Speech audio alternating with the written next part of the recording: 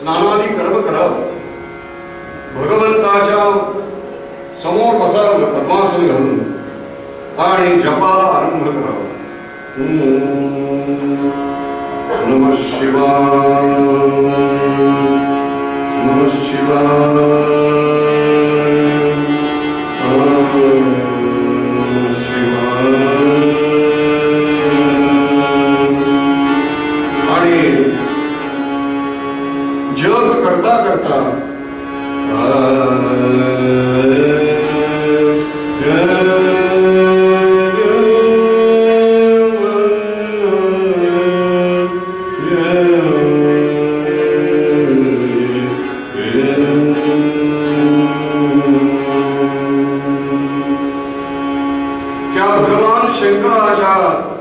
रूपाशी एकरूप करावं असा अभ्यास सुरू झाला. हा सगळा अभ्यास विश्वनाथ करतोय हे पाहिलं आणि 6-8 महिने हा अभ्यास त्याचा पाहता पाहता पाहता या त्याच्या मातेला इतकं सुख व्हायला लागलं, समाधान व्हायला लागलं.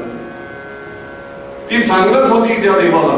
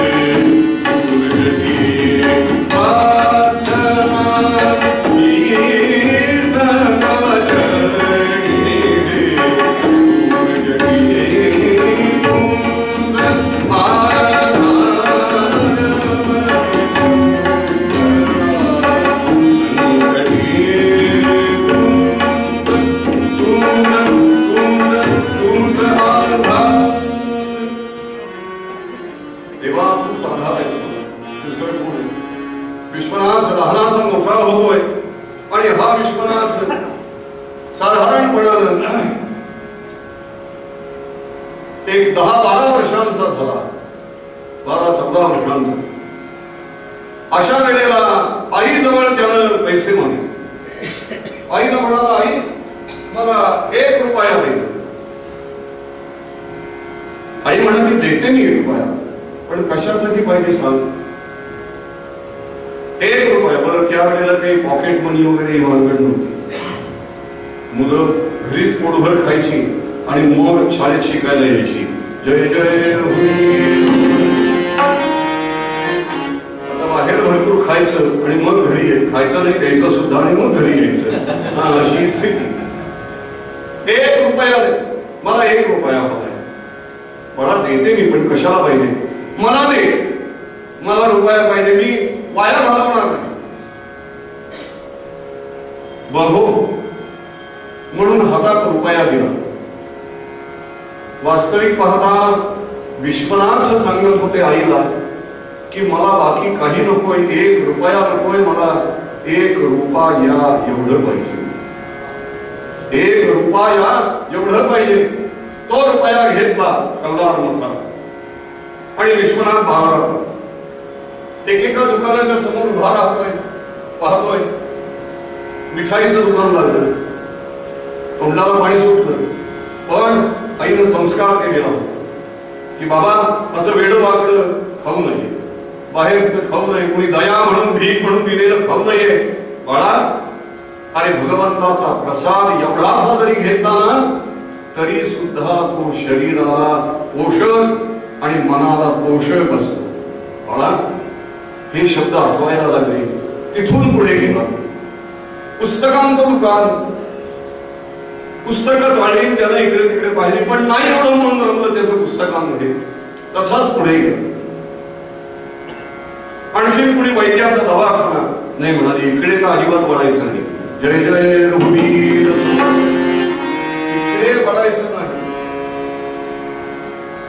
विश्वनाथ मनाशी विचार करतोय की अरे, पहिलं जे दुकान होतं त्या दुकानात अविचार जर केला आणि पुढच्या दुकानात जर विचार केला नाही तर तिसऱ्या दुकानाचा विचार अवश्य करावा लागतो.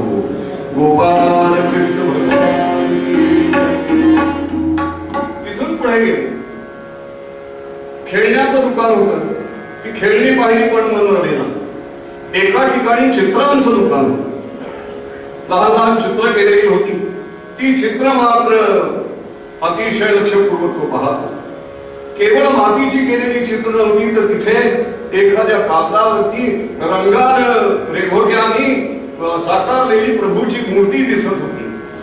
आणि काय झालं कोणाला ठरलं. अचानकपणानं परिविषण नेत्रानं तो पाहत असताना त्याची दृष्टी एका चित्रावर पडली. ते चित्र पाहिलं त्यानं आणि बस, या दुकानातलं हे चित्र चांगलं आहे, हे सुंदर चित्र काढलेलं आहे. दुकानदाराला विचारलं, हे केवढ्याला हो, काय योग जुळून आला होता कुणाला. तो म्हणाला, अरे तुला काय विकत द्यायचं चित्र, तुझ्या जवळ जे पैसे असतील ते दे आणि हे चित्र घेऊन जा. या चित्राला गिराईकच नाही. नमः पार्वतीपते.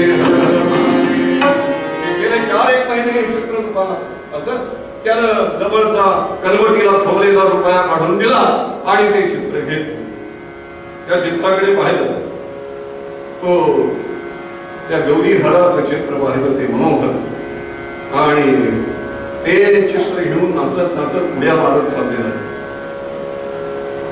कानात त्या दुकानदाराचे शब्द भोगत होते, या चित्राला गिऱ्हाईक नाही, याला गिऱ्हाईक नाही, आपण विचारू तरी. म्हणून जो वाटे भेटला कोणी त्याला विचारला, म्हणाले देव घेता का, देव घेता. तो म्हणाला, बाबा आहेत तेवढे देव भरपूर आहेत घरात, आणखीन कशाला, जा आणखीन कुणाला तरी विचार. दुसऱ्या कुणाला विचारलं, देव घेता का. अहो फार नाही, 1 रुपया, 1 रुपया. नाही रे बाबा, माझ्याजवळ पैसे नाही, जा पुढे. आणखीन कुणी मित्र भेटला. तो मित्र म्हणाला, अरे मी जर हे घरी नेलं ना तर बाबा मला फोकाने मारतील. नको नको, छडीने मारतील बाबा, हे असलं काही नको, जा पुढे. सर्व बाजारभर हा गेला. तेव्हा त्याच्या लक्षात आलं की बाजार तर भरलाय, बाजार तर थाटलाय, पण या बाजारात देवाला किंमत नाही. हा देव कोणाला नकोय. आणि मग आठवायला लागलं की अरे माझी आई म्हणते की तुझे बाबा काशी विश्वनाथाचं भजन करण्यासाठी त्या काशी विश्वनाथाचं भजन करण्यासाठी काशी नगरीला गेलेले आहे. खरोखर या सगळ्यांच्या पेक्षा माझे बाबा वेगळे आहेत. खूप दमला फिरून फिरून आणि शेवटी आपल्या घर ज्या गल्लीत आहे त्या गल्लीमध्ये त्या रस्त्यावर प्रत्येक घरात जातोय, विचारतोय देव हवा.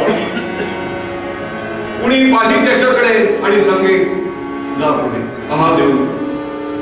कुणी आजोबा भेटावे त्याला विचारावं आजोबा हा देव घेता का तुम्ही. आजोबांनी सांगावं अरे आता आमची वेळ आली देवाकडे जायची, देव कशाला येतो इकडे. पुढे राहू डोळ्यात पाणी नव्हतं त्या मुलाच्या लेकराच्या डोळ्यात पाणी आलं. विकत कुणी घेत नाही, मी फुकट देतोय तरी कुणी घेत नाही. अरे कुणालाच कळत नाही कसं की या कागदावर ज्याप्रमाणे रेघोट्या मारलेल्या आहेत त्या रेघोट्यांमधनं परमेश्वराची अभिव्यक्ती झालेली आहे, चित्राची अभिव्यक्ती. त्याप्रमाणे विश्व नावाच्या या कागदावर कुणीतरी त्या परमेश्वरानं आपल्या हातातल्या कुंचल्यानं रेघोट्या मारल्या आणि आपली अभिव्यक्ती होतीये. आपल्याला मात्र किंमत आहे असं आपण समजतो, पण या कागदावरच्या मूर्तीला किंमत नाही असं समजतो. तो उमा महेश्वर असा हृदयाशी भरला त्याने आणि आपल्या वाड्याच्या दारात मोठा संसोपी वडा या वाड्याचा वार तसंच दारात आत गेली स्वारी आणि मध्या चौकात उभी राहिली. आईला हात मारली. माय माय तिनं विचारलं काय रे बाळा. आई तू देव घेतेस का. देव आणलाय. देव हवाय का तुला. हवं कसा छान आहे सुंदर आहे. अरे बाबा आता मला स्वयंपाक करायचा मला वेळ नाही. त्यानंतर माझे ध्यानधारणा आहे, थोडीशी पूजा आहे, मला अजिबात वेळ नाही. तो देव तुझ्याकडेच राहू दे.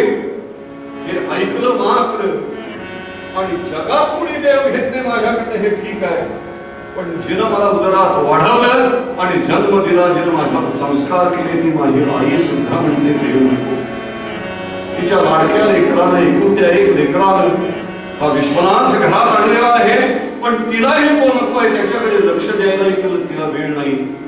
जगात खरंच असं आहे का की कोणालाही विश्वनाथाकडे लक्ष द्यायला वेळ नाही. असे काही मनात असे विचार मनात येत आहेत आणि तो डोळे डोळ्याच्या धारा लागले आसमानच्या धारा. एवढ्यात त्या दत्तांच्या वाड्यामध्ये खडा वाजवी आणि ती खडा वाजवीत एक उंचीपुरी मूर्ती थोडीशी वार्धक्याकडे आता झुकत चाललेली आहे अशी दिसला. शांतपणानं वाड्याच्या दारात येऊन उभी राहिली. बेटा देव देव हमको देव. कोण बोलतोय. इतका वेळ मी लोकांना विचारतोय पण कुणी देव घ्यायला तयार नाही आणि मला देव दे असं कोण म्हणताय. पाहिलं तू वाड्याच्या महाद्वारामध्ये कुणीतरी उभा आहे. त्या यतिराजानं पाहिलं आणि समोर गेला. यतिराज 2 पावलं पुढे आले. तो संन्यासी 2 पावलं पुढे आला आणि तो म्हणाला कोणता देव आहे बाळा. बाबाजी ये काशी विश्वनाथ आहे. असं हो हो आम्हाला तर त्या काशी विश्वनाथाच्या दर्शनाची ओढ आहे. या मुलाच्या हातनं विश्वनाथाचं दर्शन घडेल, या मुलाकडनं विश्वनाथाचं दर्शन घडेल असं वाटलं नव्हतं. बरं बाळा एक आम्ही भिक्षा मागायला आलेलो आहोत. ही बघ झोळी पसरली आहे. तो देव या झोळीत आम्हाला भिक्षा म्हणून घाल. ही भिक्षा त्यानं घातली आणि भिक्षा घातल्यानंतर पायावर डोकं ठेवून नमस्कार केला आणि वर पाहिलं. तोच जाणवलं की हा चेहरा ही दृष्टी कुठेतरी पाहिली. बाबाजी तुम्ही काशीला असता का हो, वाराणसीला असता का हो. थांबा थांबा माझ्या आईला मी बोलावतो असं म्हणून मुलगा आतमध्ये गेला. आई आई आई आई आई म्हणून बस एवढा प्रसंग झाला. आजच्या काळात श्रोते हो काही मिनिटांचा प्रसंग घडला. आणि त्या आलेल्या संन्याशानं हात जोडून नमस्कार केला. कुणाला? त्या वास्तुदेवतेनं नमस्कार केला. आणि आलेले सगळे भाव उचंबळणारे भाव हृदयात दाबून टाकले. कारण संन्याशानं या विकारांच्या आहारी जायचं नसतं. आणि चटकन मागे वळले. झप झप झप झप पावलं टाकत त्या गल्लीत चालायला लागले. तोपर्यंत आत गेला होता. माय माय अगं दाराशी ते यतिराज आले, जे काशीला भेटले होते ना मला, तेच आले तेच आले. आई अगं तुझी पूजा होऊ दे. मी त्या नाही आले कसली पूजा थांब असं म्हणत या मुलाचं बकोट धरून तिथपर्यंत आली. आणि इथे होते, कुठे गेले? नाही ते गेले बाहेर. दोघेही जण वाड्याच्या दाराशी आले. पाहतात तो संन्यासी नमः शिवाय नमः शिवाय नमः शिवाय म्हणत रस्त्यानं भर भर भर भर भर पुढे चाललेला आहे. त्या सगळ्या वाड्यांच्या मुली, त्या घरांच्या रांगेत इकडे तिकडे फिरणाऱ्या लोकांनी कुणीही याला ओळखलं नाही. फक्त त्या माऊलीनं ओळखलं होतं. गता आश्रमातला कुंकवाचा धनी. द्वादश वर्षे होता ये मुली, द्वादश वर्षे होता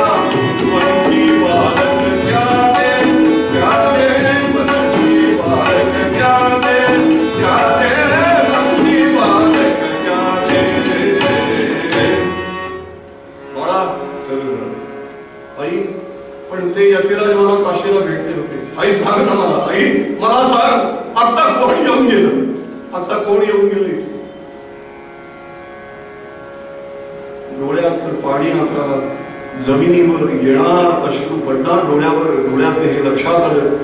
ते पुसले आणि त्या विश्वनाथाला कडेवर घेऊन त्याच्या कानातून सांगितलं, बाळा अरे असा धर्म स्वीकारला आहे यांनी तुझ्या बाबांनी की 12 वर्ष पूर्ण व्हायच्या वेळेला एकदाच आपल्या घरी येऊन भिक्षा मागून जायचं असतं, पुन्हा यायचं असतं. तो नियम पाळण्यासाठी तुझे बाबा आले होते. आता मात्र यानंतर बाबा तुला दिसणार नाही. सज्जन खरोखरच त्यानंतर बाबू दुर्गा चरण दत्त हे इतिहासकारांच्या लेखणीचा विषय होऊ शकले नाही. विश्वनाथ लहानाचा मोठा झाला, उत्तम प्रकारचं शिक्षण घेतलं आणि न्याय निष्णात वकील जाण विश्वनाथ झाले. न्याय निष्णात वकील हे झाले. परंपरा होती घरामध्ये, त्यात शिवपूजनाची भजनाची परंपरा, औचित्य इतकं स्थिर की कोणताही खटला सहजगत्या चालवत असत. आलेला जो कुणी आहे त्या अशिलाला अभय देत असत. खऱ्याची बाजू कोर्टामध्ये मांडत आणि त्याला न्यायाधीशाला द्यावा लागत असे. त्या काळात म्हणे कोर्टात न्याय मिळत होता आणि आजच्या काळात कोर्टात जे मिळतं त्याला न्याय म्हणतात. नमस्कार.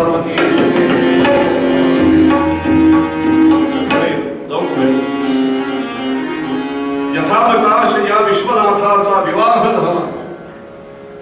भुवनेश्वरी ही गृहलक्ष्मी म्हणून घरामध्ये आली आणि विश्वनाथ आणि भुवनेश्वरी आपल्या चरित्र नायकाचे आई वडील आहेत. या पतिपत्नींचा संसार आनंदाने सुरू झालेला आहे.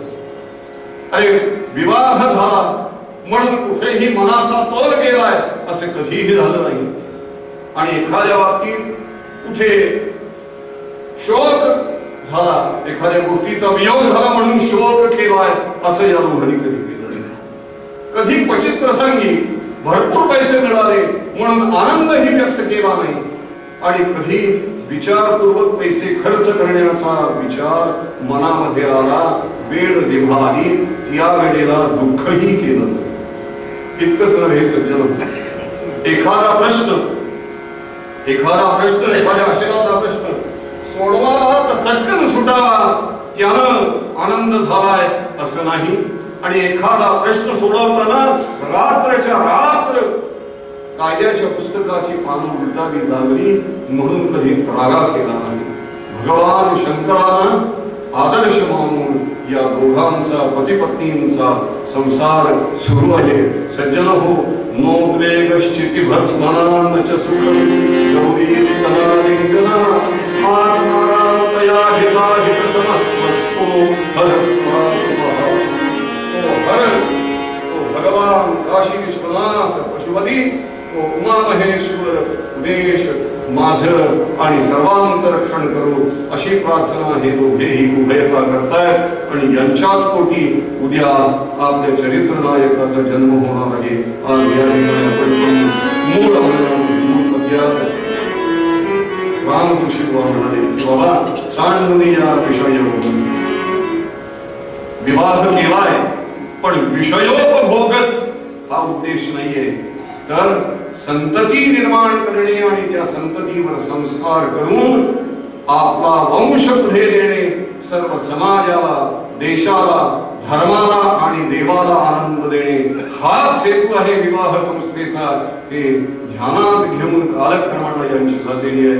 मूळ पद्यामध्ये रामऋषी म्हणाले की ही सगळी सुख पायाशी म्हणून घेत असताना, अशी सुख मानवा तुला प्राप्त होत असताना एक भज भज भजन माझे